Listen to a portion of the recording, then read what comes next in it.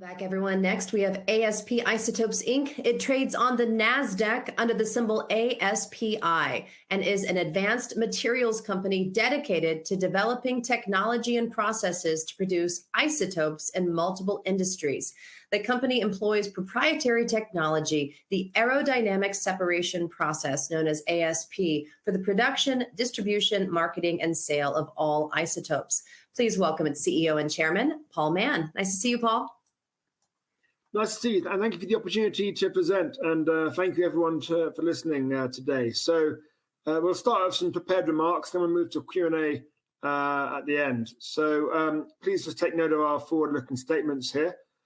Please read these. So who are we? What are we? So we have a proven and proprietary technology that enables us to enrich isotopes. We're talking about what isotopes are, but isotopes are very valuable specialty chemicals that are used in unique industries. They're going to enable many of tomorrow's technologies, such as quantum computing, AI, green energy, healthcare diagnostics, and energy and space travel.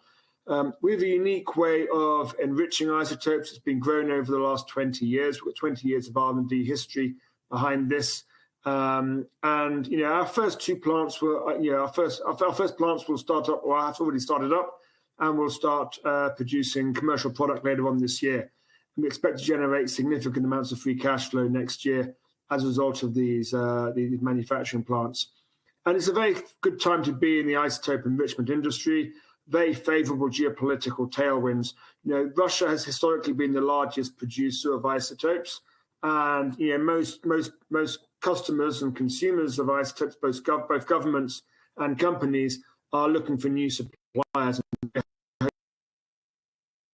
hoping to be that new supplier for a number of these companies. We have a very cost-effective way of enriching isotopes. I think our return on capital is substantially greater than the historic companies or the current companies that do this. Our plants are modular, they're scalable, and so we can grow our plant as demand dictates. So rather than invest billions of dollars on day one, we can invest tens of millions of dollars on day one and get a very, very quick return on that capital, and then grow the plant as we need to. And our plants are very environmentally friendly. We have no radioactive waste or nasty toxic products coming out of our plants. We take a feedstock, and we have two streams coming out. One highly enriched product we sell for substantial amounts of money, and tails that we return to the marketplace. In terms of the macro highlights, as I mentioned earlier, very strong geopolitical tailwinds right now. Russia is the largest producer of isotopes. We've sold out our whole capacity in South Africa without actually making a single external call to customers. All the inbound calls have basically sold out our first plants. We have a huge backlog of interest in new isotopes from other companies and other governments, and we look to build more plants next year to satisfy that demand. There's also a significant global supply shortage. Historically, the isotope industry has had a very frail and problematic supply chain, and a lot of the current producers will be exiting the market over the next 10 years, and we expect to be able to capitalize on that ourselves. So here's a little chart about our company history, how we got to where we are today. So, we acquired this technology in South Africa out of business rescue. We met a group of South African scientists who had developed this technology over the previous 20 years. They came from South Africa's nuclear enrichment program back in the 1970s and 80s, and they spent their time developing processes to enrich stable isotopes. We acquired them out of business rescue or bankruptcy. We quickly raised sufficient capital to get those plants completed. The first plant was completed earlier this year. Second plant should be completed fairly soon. And we basically spent the last 2 years building these plants and entering into commercial contracts with customers. And we look forward to generating some amount of free cash flow next year. In terms of milestones. In terms of our marketing milestones, we hope to secure at least 2 more supply agreements for isotopes during the next sort of several months or several years. We also expect to generate sufficient free cash flow, sufficient revenues to become free cash flow positive. And then we'd like to enter into additional supply contracts to build additional plants during the 2024, 25, 28 kind of time frame. We have a huge backlog of interest from customers for additional plants. In terms of operational milestones, we expect to start commercial production of isotopes at our enrichment facilities in South Africa later this year, early next year. And we'd expect to start constructing our first enrichment facility outside of South Africa during 2024. This will be in a location that has very low cost, environmentally advantaged energy, somewhere like Iceland or Canada or USA. So here's the leadership team of the company. So I'm the chairman and CEO. My background really is on Wall Street. I spent 20 years, 11 years at Morgan Stanley, 5 years at Soros, and then sort of 3 years at Highbridge Capital. And I've always invested in healthcare and chemicals companies. My background prior to that was I studied chemical engineering at Cambridge in the United Kingdom. So I kind of understand the chemicals industry and what we're doing, and I have a good understanding of isotope enrichment and nuclear physics. I co-founded the company in September 2021, and Sergei Vesetnov is our vice chairman of the board. He's also spent about 20 plus years on Wall Street. His background is a chemist, and he was the first George Soros scholar to go to Oxford University and study catalysis. He was also the senior vice president of strategy and M&A at LyondellBasell. When LyondellBasell emerged from bankruptcy in 2010, Sergei left Wall Street and joined the company to run strategy. And Hendrik Strijdom is our chief technology officer. He co-developed our process over the last 20 years. He has a PhD in physics, and he spent 30, 40 years in isotope enrichment and measurement of isotope enrichment.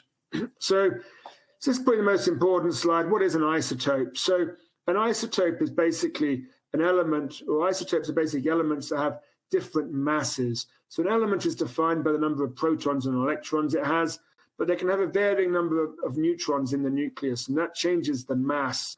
And you can't separate them by chemical methods normally, or by temperature methods. Chemically, they're kind of identical. We have to separate them by mass. And so if you look at this diagram on the right, we're separating here our M&Ms by color, orange, green, and blue. And we separate our isotopes by mass. And when you think about it, if we take a kilogram of carbon, let's just say it's charcoal, maybe that costs $1 a kilo, and we enrich it in the carbon-14 isotope, a kilo of carbon-14 sells for $24 million. So we take something worth $1 and turn it into something worth $24 million. For silicon-28, we take a kilo of silicon, call it a bag of sand, probably costs $1 as well, and then we convert it into silicon-28. That kilo costs $600,000 US. So we take something that's a very cheap commodity and we turn it into something that is extremely valuable, has very special properties that certain customers can use. And a lot of these isotopes are going to enable many of tomorrow's megatrends that are really going to drive technologies of the future. So here's kind of like a pipeline chart of what we're looking at. And you'll see carbon-14 will be commercially available this year. Silicon-28, we've actually produced that already. Molybdenum-198 will be available later on this year. And there's a long list of isotopes there that are of interest to customers or potential customers who we're talking to. Things like silicon-28 will enable quantum computing and artificial intelligence, advanced semiconductors.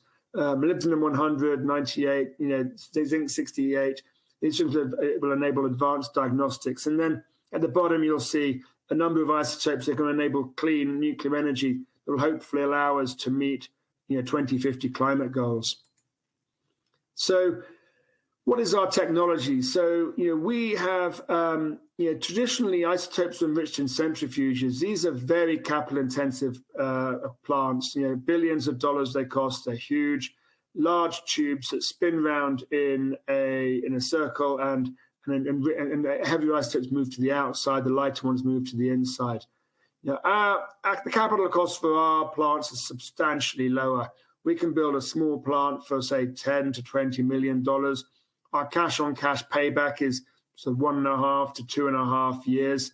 There's no moving parts in our plants, so not much can go wrong. Just the compressors are the moving parts, and we can replace a compressor fairly easily.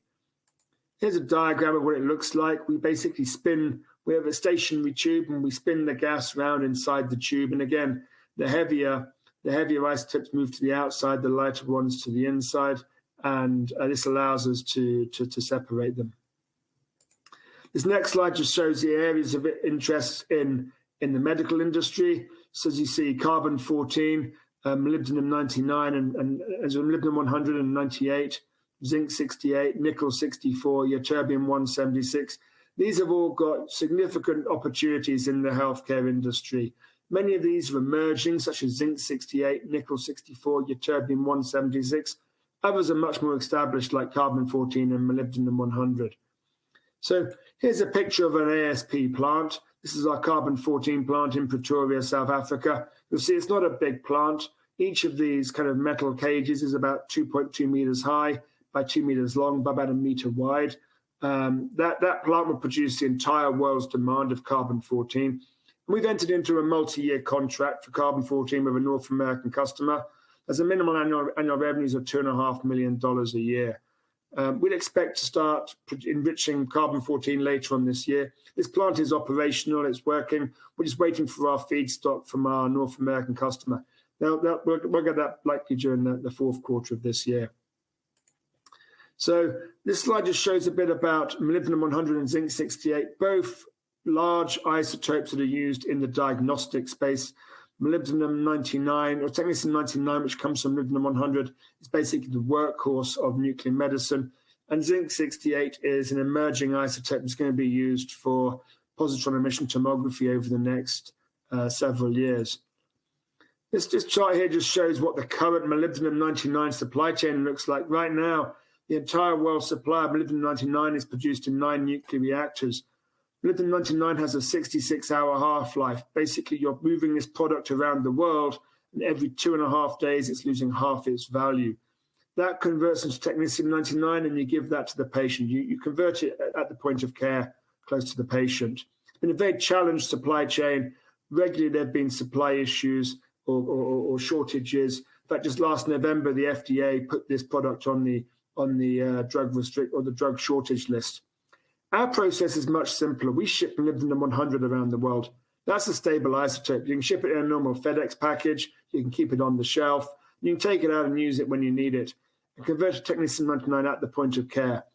We believe this has significant advantages over the current standard of care or the current standard supply chain. Here's a map of the reactors that produce molybdenum-99 today. There are 9 of them. You'll see 8 of them are expected to stop production between now and the end of the decade. These reactors are often 50, 60 years old, and they're reaching the end of their useful life. Quantum computing is another exciting area in development. Quantum computing and artificial intelligence and advanced semiconductors. This will not be available. This will not be possible without highly enriched silicon-28. The standard semiconductor is not fast enough to allow quantum computing. By removing the 29 and 30 isotope, you increase the conductivity of that microchip thousands of fold, and that allows you to process qubits and therefore enables quantum computing. We've already enriched silicon-28.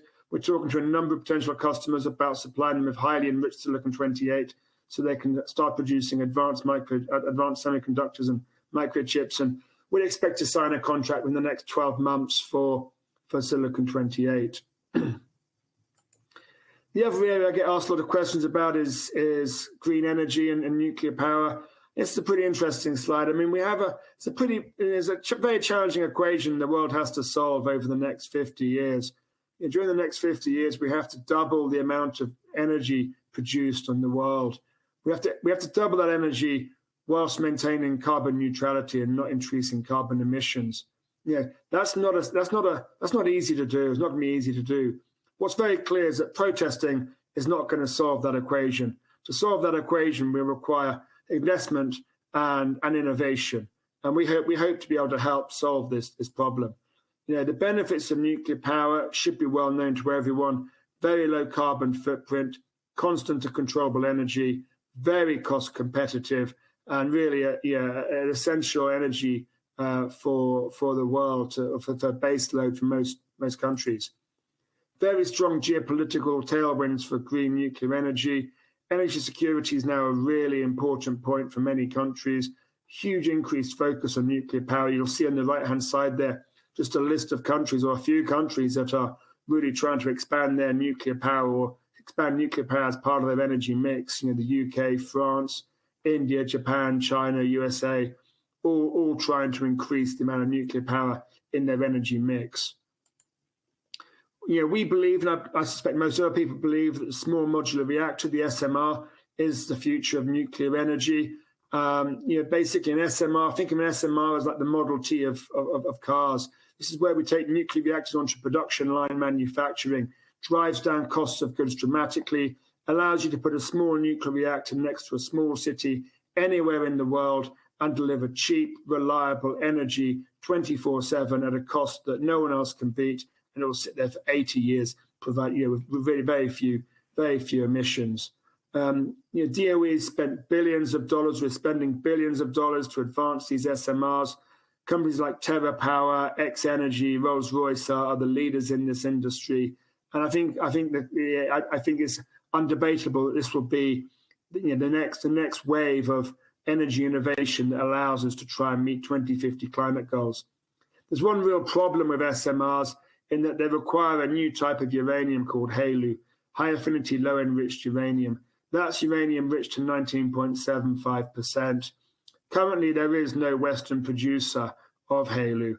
In fact, recently, TerraPower just delayed the startup of its SMR by at least 2 years, from 2028 to beyond 2030, because they haven't got any fuel to put in it. Many other SMRs are in the same position.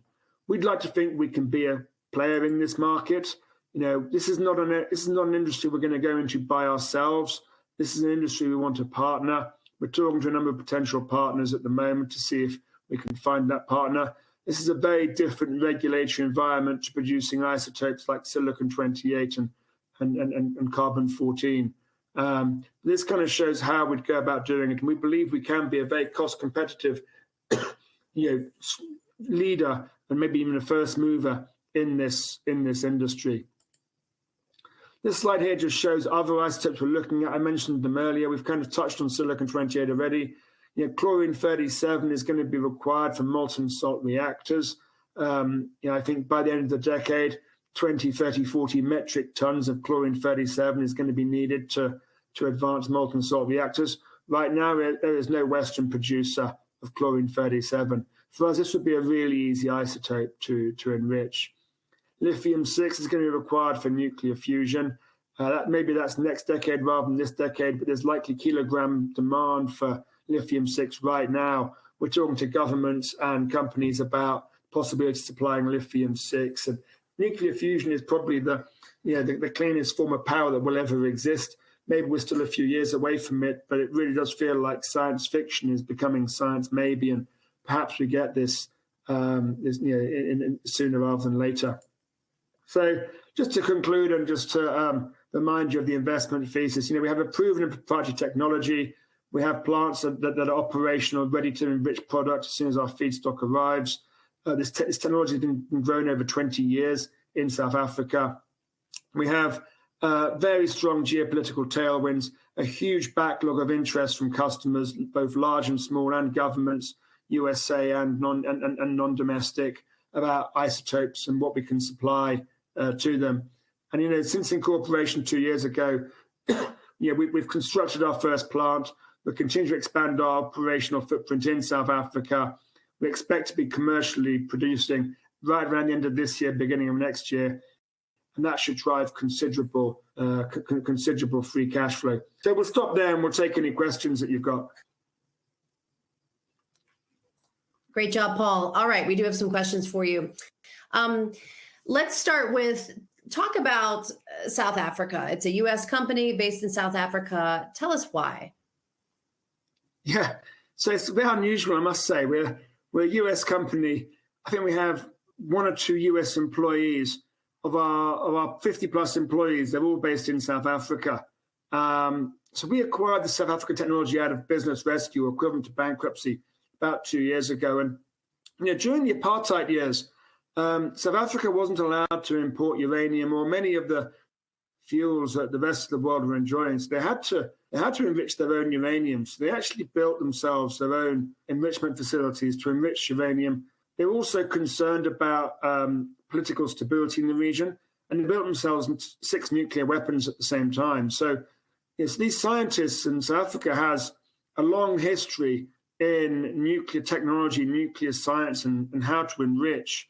I'd also, what's little known is that 10, 20 years ago, South Africa started to develop the pebble bed reactor, which went on to become the SMR. They shut the program down sort of 15 years ago. They're just 15 years too early. And when you go to a lot of the US SMR companies and you sit across the table from their chief scientists and their science people, they've all got South African accents. They all came from the pebble bed reactor program. And actually the DOE has just sending 30 US students to Northwest University in South Africa to study nuclear engineering because there simply isn't the capabilities or the strengths in the USA. So, I think this was like finding the diamond in the rough, really, in a way. We found some great science that's never really been commercialized. So we brought some commercial acumen to it and how to turn it into a business. And we spent the last 2 years doing that. So, yeah, it's an unusual situation to be in. I'm in South Africa right now. It's an unusual situation to be in where we're a US company, but most of our scientists are based in South Africa. We will change that over the next sort of 12, 18 months. We're going to build plants in other locations. We're going to build plants in locations where we have cheap, reliable, environmentally friendly fuel. So we're looking at a number of locations there. And I think we'll probably make an announcement in the next sort of, 6 months or so as to where that location is going to be and what the first plant will look like. But we certainly can't satisfy the backlog of demand we have from our facilities in South Africa. Well, thank you for clarifying that. Can you talk a little bit about the timeline to profitability? Yeah, so right now we're in August. We should start producing product, around the back end of this year, and that should start bringing in free cash flow right at the back end of this year, maybe beginning of next year. And this is a very cash generative business. Our margins are, think about pharmaceutical-like margins. So, high gross margins, strong generation of free cash flow. So, hopefully we'll end up generating a lot of free cash flow next year. That's the plan. Perfect. And Marley Farrell wants to know about AI and how you're incorporating it. And can you give us an example of your products and application in that space and any revenue behind it? Yeah, so, I don't know much about AI, but I know quite a lot about isotope enrichment. And what I would say is that, I'm told that in order for AI to be successful, we need extremely fast semiconductors and microprocessors. And, what I'm told by our semiconductor companies who we talk to, that by enriching silicon-28, you can increase the conductivity and speed of a semiconductor, and by thousands of fold. And so that's how one will enable semiconductors of the future, is by using isotopically enriched conductors within them.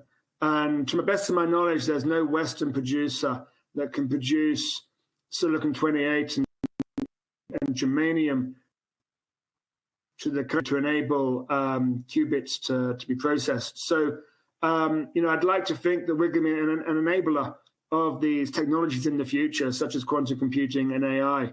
Certainly there's a lot of interest in what we can do and what we can supply in this industry. Absolutely. We have another question from Max Garrison talking about Russia. Since it's the largest producer, what's the cost to produce, for example, labor costs, R&D, and can you compete with them? Yeah, so, based on, so far we've not had a discussion with a customer where we've had him push back on price. Price is typically, it's a very easy discussion to have. This is our price, and most people seem pretty prepared to pay it. Our cost of R&D and our cost of labor in South Africa is very advantaged versus the Western world. So I certainly think when I look at our cost of production of isotopes versus where I see them being offered from Russia, we can absolutely compete. We can make a very, very healthy gross margin. Now we have a question from Jim Riddle. He wants to know, who is your largest commercial customers? Who are they, and what will their annual spend be? So in years to come, I suspect if we're successful in getting into the green energy market, that will clearly be the largest revenue opportunity. Their revenues, they will be in billions of dollars, not millions of dollars, is my guess. But in the next couple of years, next few years, I'd expect the healthcare market to be the biggest commercial opportunity. And I'd measure those revenues in tens of millions, several tens of millions of dollars, starting really right at the beginning of next year. And Brito DeRose wants you to talk a little bit about Kyldon and KYLDON and its uses of ASP. Yeah, so Kyldon was the predecessor company we acquired out of Business Rescue. So the scientists created this company, Kyldon, back in 1993, and then spent the next 20, 30 years developing the technology, mainly in scientific experiments and research and that kind of stuff. So we acquired their technology during the Business Rescue process. We acquired all their scientists, their research labs. So really, they're the that's really the kind of the ground zero of our company. Perfect.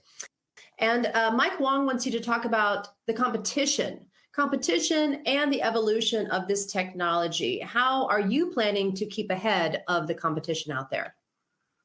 Yeah, so I'll be quite frank, there isn't that much competition in the stable isotope production in the areas we're involved in. Our technology is dual-use technology, so it's protected under the Non-Proliferation Act for the proliferation of nuclear weapons. So barriers to entry here are extremely high. Most, what few competitors there are typically government entities rather than private entities. And the security around our plants is very substantial. Anyone entering our plant is screened before they're allowed for several weeks before they're allowed into the plant, into our facilities. Inside our research labs, they're not connected to the outside world on the internet. So there's a substantial amount of security, making sure our technology remains proprietary and it can't be stolen by anyone else. In terms of how we stay ahead, I think we have a unique technology that allows us to enrich isotopes that others can't really enrich. So we can enrich light isotopes much more easily than traditional centrifuges can. And so, we'll have to see how competition tries to compete over the next several years, but we're very comfortable with our cost position and our current focus. And Judy Pennington wants to know, what does the end product look like? How is it delivered? Say, for example, NVIDIA or AMD wanted your product for their semiconductors. What's the process from production to delivery? So a semiconductor is likely going to want silicon-28 or highly enriched germanium. So we would supply that as a gas to them in the form of silane or germane. And they're typical gases that are used in the semiconductor processing industry already today. The healthcare industry, something like molybdenum-100, zinc-68, ytterbium-176, that's likely to be supplied as a metal that you put on a coin, or like turn into a coin, and then you put that in a cyclotron to convert it into a finished product. In fact, actually, I've got a little picture of what a coin would look like in the. So a coin would look something like that goes into the cyclotron. In the middle there, you've got molybdenum-100. You've got a backing of the target there. So that's for the healthcare industry. So it depends on the end market. Carbon-14 we're supplying as a barium salt, so that's like a powder. So we supply whatever form the customer wants. Perfect. Well, do you want to have any closing remarks for us, Paul? Yeah, so thanks for your interest in our company today. We've got exciting plans for the next 12, 24 months, and hopefully you'll be able to join us on that journey. Any questions, look at the website or feel free to contact us. Perfect. Thank you so much for your time. We'd love to have you back in the future with some updates. Thank you for your time as well. All right, everyone. We'll be right back with Alpha Tau Medical in 5 minutes. See you soon.